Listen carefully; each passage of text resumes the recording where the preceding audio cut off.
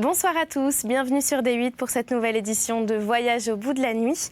Aujourd'hui, je vais poursuivre la lecture des Mémoires d'Outre-Tombe de François de Chateaubriand, qui est donc son autobiographie. Et nous en étions toujours au livre 3. Et je vais donc poursuivre cette lecture et n'hésitez pas à réagir sur les réseaux sociaux avec le hashtag VBN. Merci beaucoup.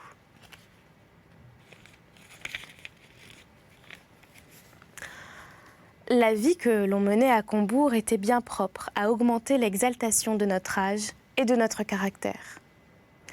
Notre principal plaisir consistait à nous promener ensemble dans le grand bois, pendant l'automne.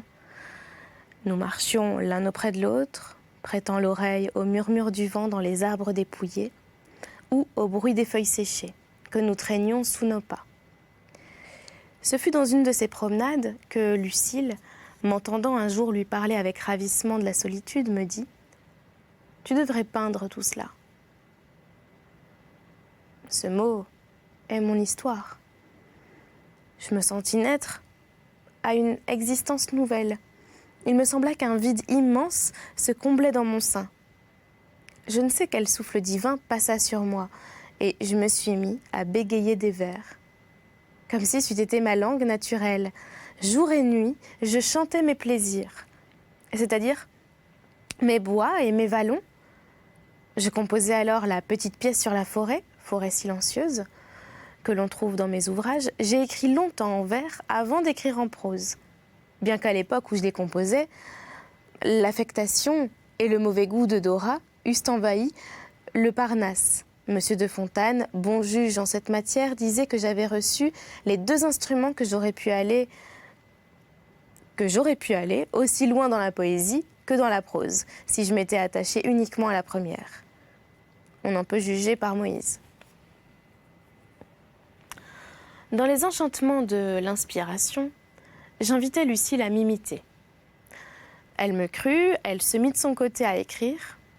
Nous passions les jours à nous consulter mutuellement, à nous communiquer ce que nous avions fait et ce que nous comptions faire. Nous entreprenions des ouvrages en commun et, guidés par notre instinct, nous traduisions les plus beaux textes et les plus tristes passages de Job et de Lucrèce sur la vie. Lucile était née avec du génie. Ses pensées, qui n'étaient que des sentiments, sortaient avec difficulté de son âme.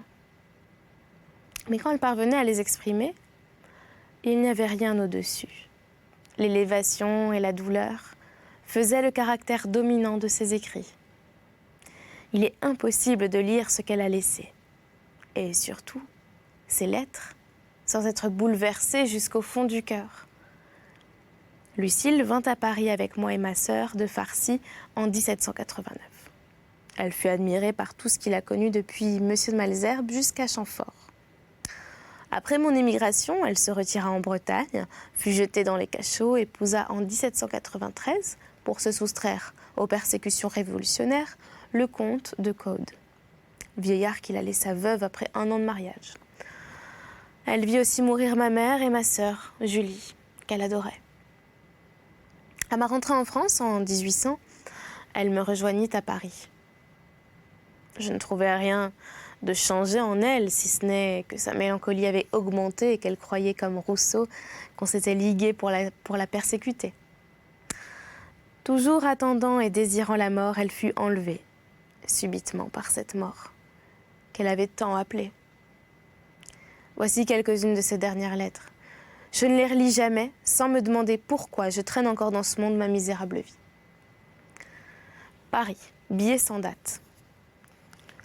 Mon ami, je ferme pour jamais le livre de ma destinée et je le scelle du sceau de ma raison. Je n'en consulterai plus les pages. Je me jetterai à corps perdu dans tous les événements de mon passage dans ce monde. Quelle pitié, que l'attention que je me porte.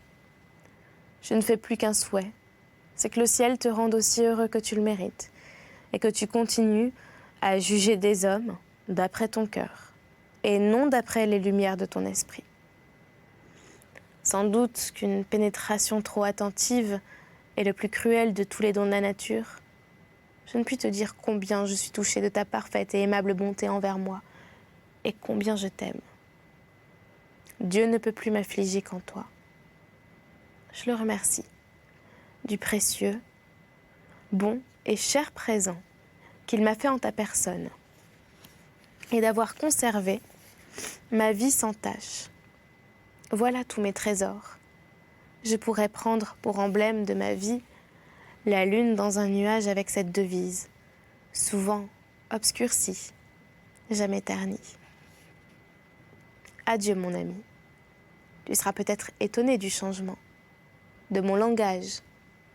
Depuis hier matin que j'étais si agitée, depuis t'avoir vu, mon cœur s'est relevé vers Dieu et je l'ai placé tout entier au pied de la croix.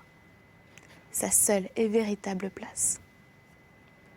Paris, autre billet sans date. Mon ami, je suis contente de mon courage. Je ne fais nulle attention à mon chagrin et à l'espèce de défaillance intérieure que j'éprouve. Je me suis délaissée, continue à être toujours aimable envers moi. Ce sera humanité ces jours-ci. Paris, dernière lettre sans date, mon frère. Ne te fatigue ni de mes lettres, ni de ma présence. Je pense que tu seras bientôt délivré pour toujours de mes importunités. Ma vie jette sa dernière clarté, comme une lampe qui s'est consumée dans les ténèbres d'une longue nuit et qui voit naître l'aurore, où elle va mourir. Souviens-toi, mon frère, des premiers moments de notre existence. Rappelle-toi que souvent, nous avons été assis sur les mêmes genoux et pressés sur le même sein, que déjà tu donnais des larmes aux miennes, que tu m'as défendu et protégé dès les premiers jours de ta vie, que nos jeux nous réunissaient, que j'ai partagé tes premières études. Je ne te parlerai point de notre jeunesse, de la tendresse de nos sentiments, de l'innocence de nos pensées et de nos joies, et du besoin mutuel que nous avions de nous voir sans cesse. Si je te retrace le passé,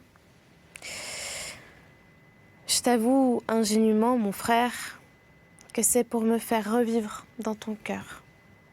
Lorsque tu partis de la France pour la seconde fois, j'entrais dans les lieux destinés aux seules victimes dévouées à la mort. Dans les prisons, je n'ai eu d'inquiétude que sur ton sort. Sans cesse, j'interrogeais sur toi les pressentiments de mon cœur.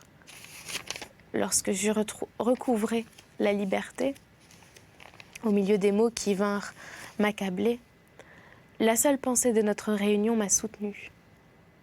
Aujourd'hui que je perds sans retour l'espoir de couler mes jours auprès de toi, souffrent mes chagrins. Je me résignerai à ma destinée. Et ce n'est que parce que je dispute encore avec elle que j'éprouve de si cruels déchirements. Mais quand je me serai soumise à mon sort, et quel sort? À qui importe maintenant mon existence, cette existence délaissée de tous et qui pèse tout entière sur elle-même? Mon Dieu, n'est-ce pas assez pour ma faiblesse que mes mots présents sans y joindre encore l'effroi de l'avenir? Pardon, trop cher ami. Je me résignerai. Je m'endormirai d'un sommeil de mort. Mais pendant le peu de jours que j'ai encore à passer à Paris, laisse-moi penser que ma présence t'est douce. Crois que parmi tous, les cœurs qui t'aiment, rien n'approche de la sincérité et de la tendresse de mon impuissante amitié pour toi. Remplis ma mémoire de souvenirs agréables qui prolongent loin de toi mon existence. Hier au soir, tu me semblais inquiet et sérieux, tandis que tes paroles étaient affectueuses. Quoi? Mon frère, serais-je aussi pour toi un objet d'éloignement et d'ennui? Montre-toi avec franchise. Je n'ai point de courage contre tes politesses. Je t'ai écrit certaine que je n'aurai pas le courage de te dire un seul mot de ce que contient cette lettre. Elle n'est plus. Je n'ai pas passé un seul jour sans la pleurer. Ma douleur timide et pudique, comme Lucille, a rarement éclaté au dehors, car je ne trouve presque personne digne d'entendre parler de l'ami de ma jeunesse, Lucille aimait à se cacher. Je lui ai fait une solitude de mon cœur, d'où elle ne sortira que quand je ne cesserai de vivre. Et alors, nous serons l'un et l'autre oubliés. Mais tel est mon destin. J'étais absent de Paris lorsque ma sœur mourut. Elle était inconnue et malheureuse. Personne ne suivit ses funérailles. On la jeta dans le cimetière où il fut impossible de retrouver sa sépulture. Je la cherchai longtemps avec le fossoyeur. Il me montrait des tombes, fraîchement remuées, sans pouvoir se déterminer pour aucune. Déjà, on ne savait plus sur la terre où reposaient les restes d'un des êtres les plus parfaits que jamais le ciel eût exilé sur cette terre. Je regardais avec un mélange d'horreur et d'envie cet homme du cimetière, dont la main était la dernière main qui eût touché la sainte dépouille de Lucille. La recherche du ramenteur des morts fut inutile. Il fallut tout perdre jusqu'à l'espoir d'être enseveli auprès de ma sœur. Je me demande aujourd'hui avec étonnement comment toutes les facultés de mon âme n'étaient pas remplies à Combourg. Par cette créature céleste qui, 20 ans après nos promenades et nos études, m'en rappelait si tendrement le souvenir. Auprès de cette femme supérieure, comment désirais-je encore quelque chose?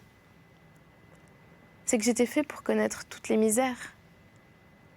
C'est que formée du même sang que Lucille, j'étais née comme elle pour me tourmenter et me détruire. C'est que, jeune homme passionné, la nature me forçait à chercher hors de moi le complément de mon existence. Et que si ma sœur m'offrait les plus beaux traits d'une femme, je ne la voyais que comme un ange. Le goût que Lucille m'avait inspiré pour la poésie, ou plutôt l'instinct qu'elle m'avait révélé, ne fut que de l'huile jetée sur le feu. Tous mes sentiments prirent un nouveau degré de force. Je crus un moment à mon talent. Mais bientôt revenue à une juste défiance de moi-même, je me mis à douter de ce talent. Ainsi que j'en ai toujours douté depuis. Je regardais mon travail comme une mauvaise tentation. J'en voulus à Lucille d'avoir fait naître en moi ce penchant malheureux. Je cessai d'écrire et me mis à pleurer ma gloire, à venir comme on pleurerait sa gloire passée. Rentrée dans ma première oisiveté, je sentis davantage ce qui manquait à ma jeunesse. J'étais pour moi-même un vrai mystère. Je ne pouvais voir une femme sans être troublée. Je rougissais si elle m'adressait la parole. Ma timidité, déjà excessive avec tout le monde, était si grande avec une femme que j'aurais préféré, je ne sais quel tourment, à celui de demeurer seule avec elle. Elle n'était pas plutôt partie que je tombais dans des adorations. Ce sentiment avait la délicatesse et l'exaltation de la chevalerie. Les peintures de Virgile et de Massillon se présentaient bien à ma mémoire. Mais l'image de Lucille, sans cesse au fond de mon cœur, couvrait de sa pureté l'image des autres femmes et épaississait autour de moi les voiles que la nature cherchait à soulever.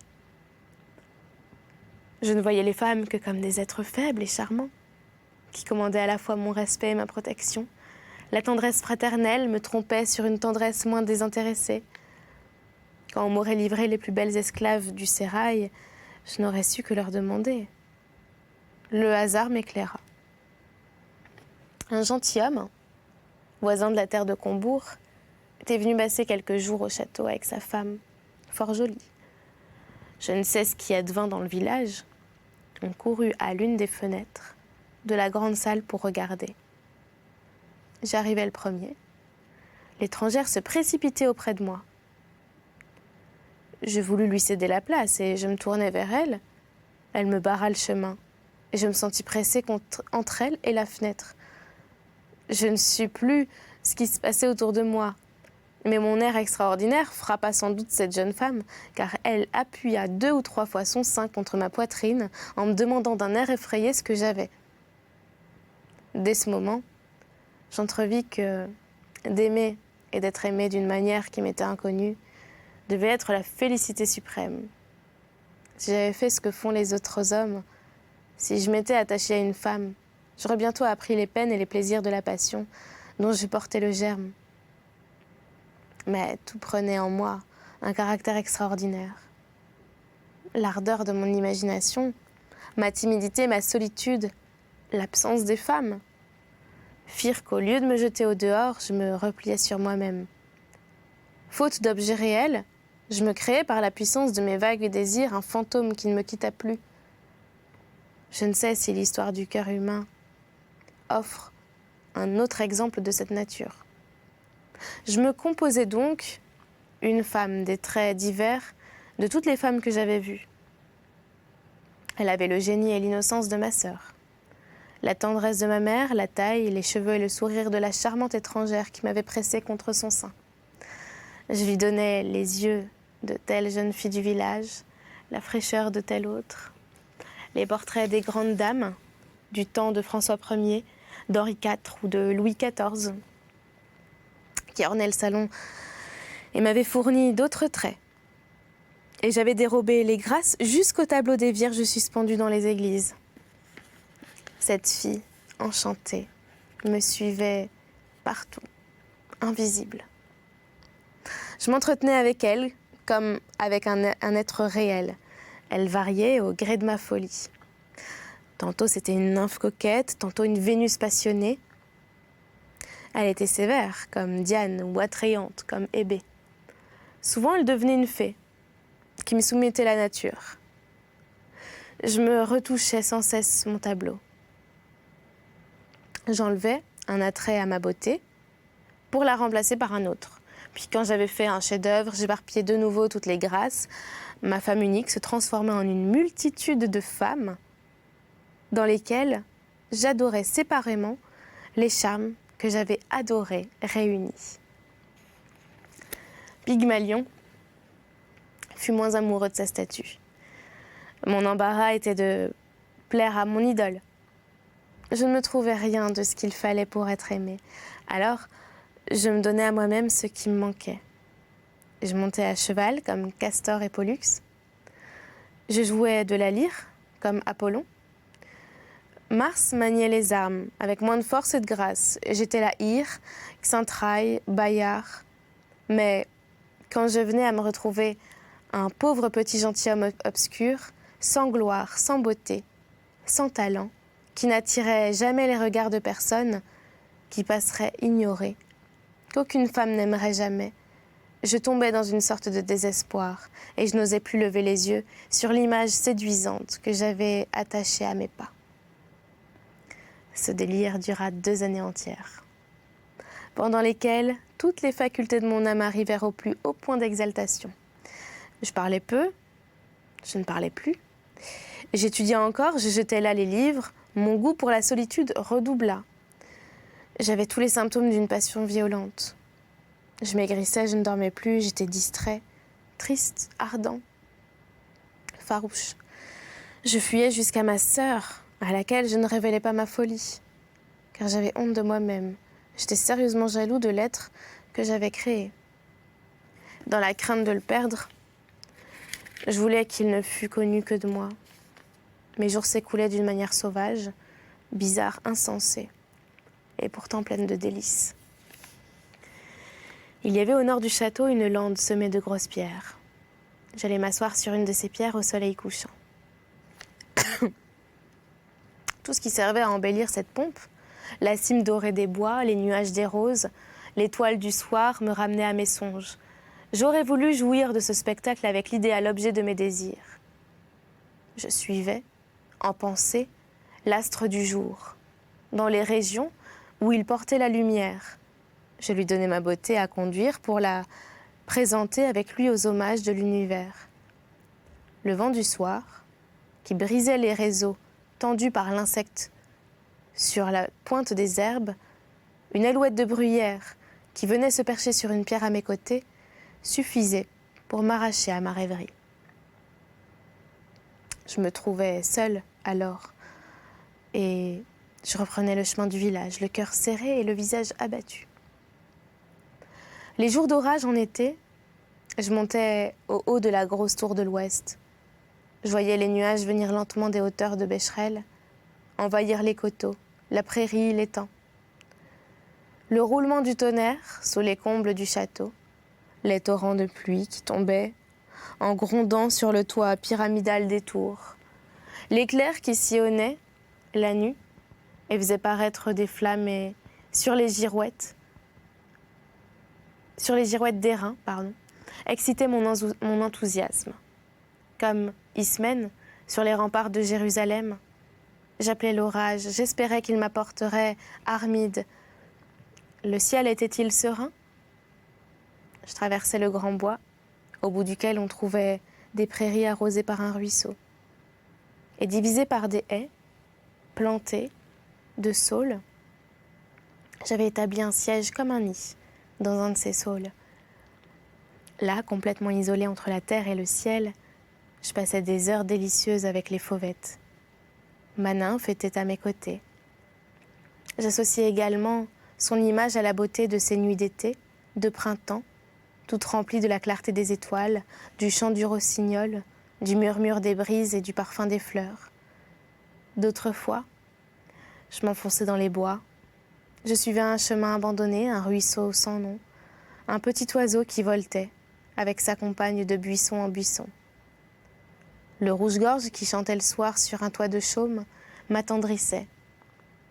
La lumière lointaine qui brillait dans une ferme écartée me faisait faire 1000 projets de retraite et de bonheur. Je supposais que ce que je cherchais habitait vers les distantes collines, dans le hameau dont j'apercevais le clocher champêtre. J'écoutais tous les bruits qui sortent des lieux infréquentés et prêtais l'oreille à chaque arbre. Je voulais chanter ces plaisirs, mais les paroles expiraient sur mes lèvres. Plus la saison était triste, plus j'étais heureux. J'ai toujours aimé l'automne, la pluie, les vents, les frimas. En rendant les communications moins faciles, isole les habitants des campagnes. On se sent à l'abri des hommes. Je voyais avec un plaisir toujours nouveau s'approcher la saison des tempêtes. Les corneilles se rassemblaient dans la prairie de l'étang, en innombrables bataillons, et venir se percher à l'entrée de la nuit sur les plus hauts chênes du grand bois, lorsque le soir élevait une vapeur bleuâtre au carrefour d'une forêt, et que j'entendais tomber les feuilles. J'étais alors dans la disposition la plus naturelle de mon cœur. Si en regagnant le château, je rencontrais quelques laboureurs à l'orée d'un champ, je m'arrêtais pour contempler cet homme né parmi les gerbes où il devait être moissonné, et qui, pour ainsi dire, retournant la terre de son tombeau, avec le soc de sa charrue, mêlait ses sueurs brûlantes aux pluies glacées de l'automne. Ce sillon, qu'il venait de creuser, était le monument destiné à lui survivre. J'ai vu les pyramides du désert, et ces sillons abandonnés sous mes bruyères. Les uns comme les autres n'attestent que les travaux et la rapidité des jours de l'homme. Mais une de mes grandes joies en automne était de m'embarquer sur l'étang et d'aller seule dans le bateau me placer au milieu des joncs où se rassemblaient les hirondelles prêtes à partir. Je les voyais se jouer dans l'eau, au coucher du soleil, poursuivre les insectes en poussant de petits cris, s'élancer toutes ensemble dans les airs comme pour éprouver leur force, puis se rabattre sur la surface du lac et venir enfin se percher sur les roseaux que leurs poids légers courbaient à peine et qu'elles remplissaient de leurs ramages confus. Et c'est là-dessus que nous allons arrêter cette lecture pour aujourd'hui. J'espère que vous l'avez appréciée. N'hésitez pas à réagir sur les réseaux sociaux avec le hashtag VBN. Merci beaucoup, je vous souhaite une très bonne nuit ou une bonne journée. À bientôt.